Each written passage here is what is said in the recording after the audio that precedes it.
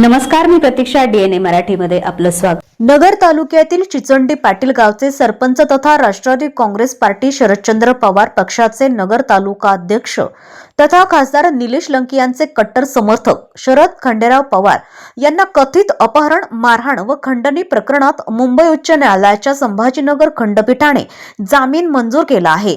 या प्रकरणात यापूर्वी 2 आरोपींना अटकपूर्व जामीन तर एका आरोपीला सत्र न्यायालयातून नियमित जामीन मिळाला होता. या प्रकरणात शरद पवार यांच्यासह 4 जणांविरुद्ध नगर तालुका पोलीस ठाण्यात गुन्हा दाखल करण्यात आला होता.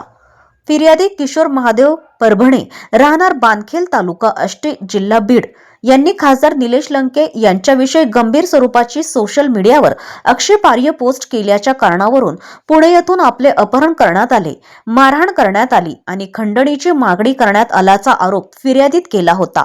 या गुन्ह्यानंतर शरद पवार हे सुमारे 2.5 महिन्यांपासून न्यायालयीन कोठडीत होते. यापूर्वी 12 जून रोजी अहिल्यानगर जिल्हा व सत्र न्यायालयानं त्यांचा जामीन अर्ज फेटाळला होता. त्यानंतर 17 जून रोजी त्यांनी संभाजीनगर खंडपीठात जामिनासाठी अर्ज दाखल केला.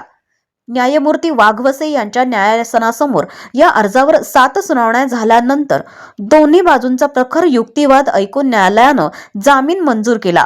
बचाव पक्षाने फिर्यादीने यापूर्वी शरद पवार यांच्या विरोधात धमकी दिल्याची तक्रार पोलीस ठाण्यात करण्यात आल्याचा तसेच या संपूर्ण प्रकरणामागे राजकीय हेतू असल्याचा दावा देखील न्यायालयासमोर मांडला. दरम्यान न्यायालयानं दोन्ही बाजूंचा युक्तिवाद विचारात घेत शरद पवार यांना जामीन मंजूर केलाय.